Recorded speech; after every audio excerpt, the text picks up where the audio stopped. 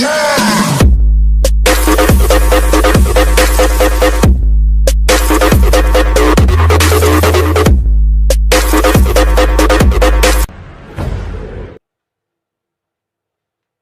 Guys, welcome है biology study channel पर।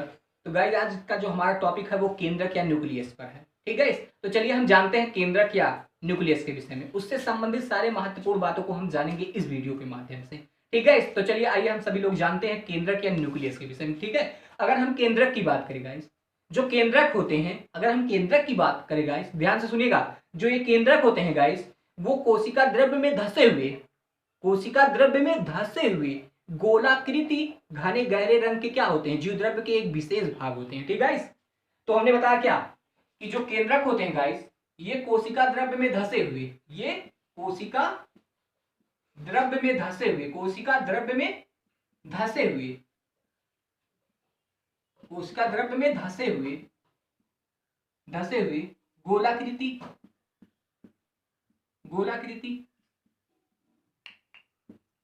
घने गहरे रंग, घने गहरे रंग के जीव द्रव्य के क्या होते हैं, विशेष भाग होते हैं, जिसको सबसे पहले रॉबर्ट ब्राउन ने, ध्यान से सुनिएगा, जिसको सबसे पहले रॉबर्ट ब्राउन ने 1831 ईस्वी में, गाइस 1831 ईस्वी में आर्किड पादपों की जड़ों में इसको सबसे पहले क्या किया था, देखा था। आर्किड पादपों की जड़ों की कोशिकाओं में, की जड़ों की कोशिकाओं में सबसे पहले इसको देखा था, इसलिए खोजकर्ता का जो श्रेय है वो रॉबर्ट ब्राउन को ही जाता है। ठीक है, तो चलिए आगे बढ़ते हैं। फिर उसके बाद रॉबर्ट ब्राउन ने जब इस पे क्या किया, इसको देखा, तो उससे संबंधित एक उन्होंने एक बात बताई थी। क्या बताई थी कि जो क्या होता है, केंद्रक होता है वो कोशिकाओं और जीवधारियों के अनुवांशिक लक्षणों पर नियंत्रण करता है। कोशिकाओं और क्या, जीवधारियों के अनुवांशिक लक्षणों पर क्या करता है गाइस, नियंत्रण करता है। ठीक है, नियंत्रण करता है, ये अनुवांशिक लक्षणों पर क्या करता है, नियंत्रण करता है, नियंत्रण करता है। ठीक है, जो ये अनुवांशिक लक्षणों पर नियंत्रण करता है गाइस, इसे हाइमरलिंग ने 1953 ईस्वी में एसिटी बुलेरिया शैवाल पर ये क्या किया था, प्रयोग करके ये सिद्ध किया था कि ये सच में जो ये केंद्रक होता है ये अनुवांशिक लक्षणों पर क्या करता है, नियंत्रण करता है। इन्होंने, रॉबर्ट ब्राउन ने बताया था ये अनुवांशिक लक्षणों पर नियंत्रण करता है। तो अनुवांशिक लक्षणों पर उन्होंने क्या किया था, उन्हें सफलता मिली थी। उन्होंने क्या किया था, एक वैज्ञानिक थे, ध्यान सुनिएगा, हैमरलिंग थे, हैमरलिंग नामक वैज्ञानिक ने 1953 ईस्वी में उन्होंने क्या किया था, एसिटी बुलेरिया शैवाल एक होता है, एसिटे बुलेरिया है गाइस, एसिटे बुलेरिया शैवाल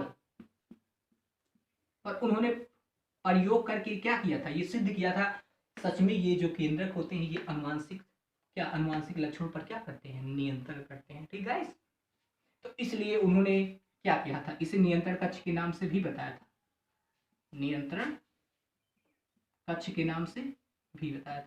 तो इसलिए केंद्रक को नियंत्रण कक्ष के नाम से भी जाना जाता है। ठीक है, अगर हम बात करें क्या, जो ये केंद्रक होते हैं ये सभी यूकैरियोटिक कोशिकाओं में पाए जाते हैं गाइस। जो केंद्रक होते हैं गाइस ये सभी यूकैरियोटिक कोशिकाओं में पाए जाते हैं।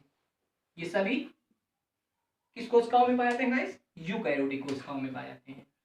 ये सभी यूकैरियोटिक कोशिकाओं में पाए जाते हैं। लेकिन गाइस यूकैरियोटिक कोशिकाओं में एक आरबीसी होता है, आरबीसी जो होता है उसमें क्या, युवावस्था में जो ये केंद्रक होते हैं ये तो मौजूद रहता है, लेकिन जब ये परिपक्व होते हैं तो ये जो केंद्रक होता है वो नष्ट हो जाता है गाइस, ये भी ध्यान रखिएगा। जो आरबीसी होता है, आरबीसी में युवावस्था में क्या रहेगा, केंद्रक पाया जाएगा, लेकिन जब ये परिपक्व होगा, तो उसमें से ये क्या हो जाता है, जो केंद्रक होता है ये नष्ट हो जाता है। ठीक है, अगर हम इसके आकार की बात करें, अगर हम केंद्रक के आकार की बात करें, जो केंद्रक होते हैं वो गाइस गोलाकार, चपटे आकार के, अंडे आकार के, या अंडेकार, होते हैं, लेकिन कुछ कीटों में गाइस ध्यान से सुनिएगा, कुछ कीटों में ये अनियमित आकार के भी होते हैं, ये भी ध्यान रखिएगा, कुछ कीटों में ये अनियमित आकार के होते हैं। ठीक है, अगर हम इनकी संख्या की बात करें, कोशिकाओं में इनकी संख्या कितनी होती है, तो गाइस अगर उससे देखा जाए गाइस, तो ये जो केंद्रक होते हैं ये कोशिकाओं में, ये प्रत्येक कोशिकाओं में इसकी जो संख्या होती है गाइस ये वो एक ही होती है, लेकिन किसी किसी में इसकी संख्या क्या होती है, कुछ विशेष कोशिकाएं होती हैं गाइस, उनमें क्या होता है, जो केंद्रक होता है वो अनेक पाया जाता है। जैसे क्या, नारियल का जो भ्रूण कोष होता है उसमें जो केंद्रक की संख्या होती है वो अनेक होती है। ठीक है, ये भी ध्यान रखिएगा। वैसे समान रूप से कोशिकाओं में इसकी जो संख्या होती है एक होती है, लेकिन कुछ में क्या होती है, इनकी संख्या अलग होती है, मतलब अलग नहीं गाइस, सॉरी, मतलब अनेक होती है। ठीक है, कुछ कोशिकाओं में जो इसकी संख्या होती है वो अनेक होती है। जैसे क्या, नारियल का भ्रूण कोष,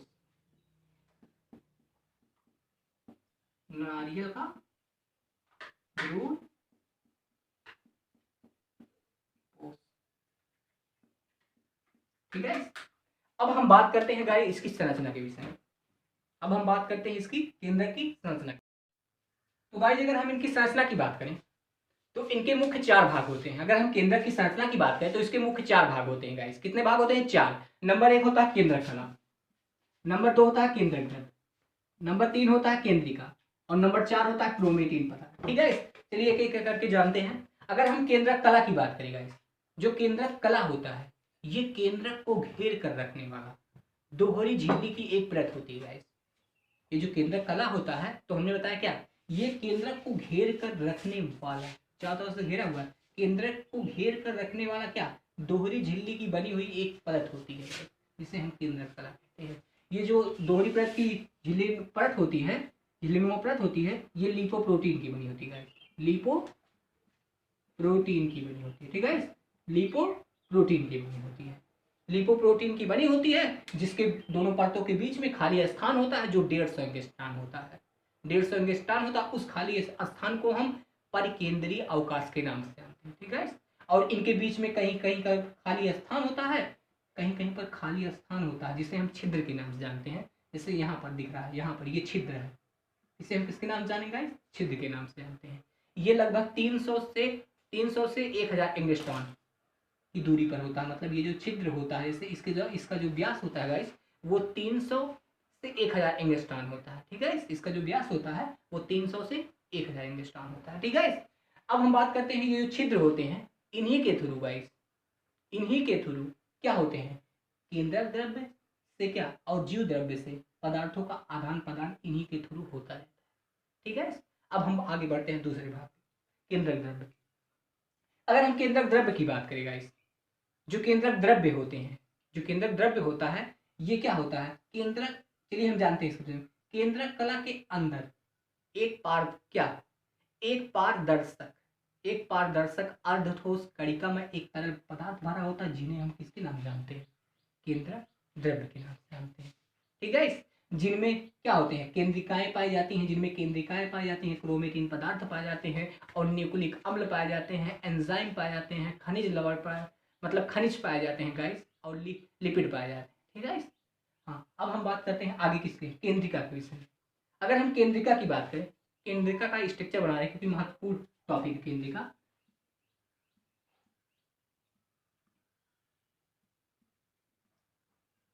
अगर हम केंद्रिका की बात करें गाइस, अगर हम केंद्रिका की बात करें तो केंद्रिका जो होता है ये केंद्रक के अंदर एक गोलाकार क्या होता है, भाग होता है, जिन्हें हम केंद्रिका कहते हैं।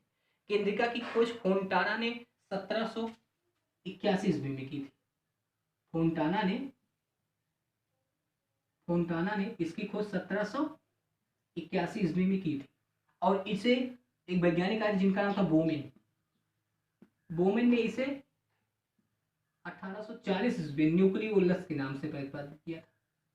न्यूक्लियोलस के नाम से क्या किया था, प्रतिपादित किया था। ठीक है, ये जो केंद्रिकाएं होती हैं, जैसे हम बात करें, अगर इनकी संख्या की बात करें गाइस, तो किसी केंद्रक में इसकी जो संख्या होती है, किसी केंद्रक में जो इसकी संख्या होती है 2 या 2 से अधिक भी हो सकती है। जैसे प्याज प्याज की जो कोशिकाएं होती हैं उनमें उसके जो प्याज की कोशिकाएं होती है, जो उनमें केंद्रक होता है, केंद्रक में 4 केंद्रिकाएं पाई जाती हैं। ठीक है गाइस। अब हम बात करते हैं अगला नंबर क्या है, क्रोमेटिन पदार्थ। तो गाइस देखा अगले नंबर हम क्या क्रोमेटिन पदार्थ की बात करें। जो क्रोमेटिन पदार्थ होता है वो केंद्रक का अनुवांशिक भाग होता है। वो केंद्रक का अनुवांशिक भाग होता है जो कोशिका विभाजन के समय क्या करता है, गुणसूत्र का रूप लेता है। गुणसूत्र की खोज स्टारबर्गर ने की थी। ठीक है। हाँ तो चलिए अब हम इसकी संरचना के विषय में भी जान चुके हैं। ठीक है। तो अगर आप सभी लोग को नहीं समझ में आ रहा है या कुछ दिक्कतें आ रही तो हमारे कमेंट बॉक्स में जरूर कमेंट करिएगा। ठीक है। चलिए अगले वीडियो में फिर से मिलेंगे।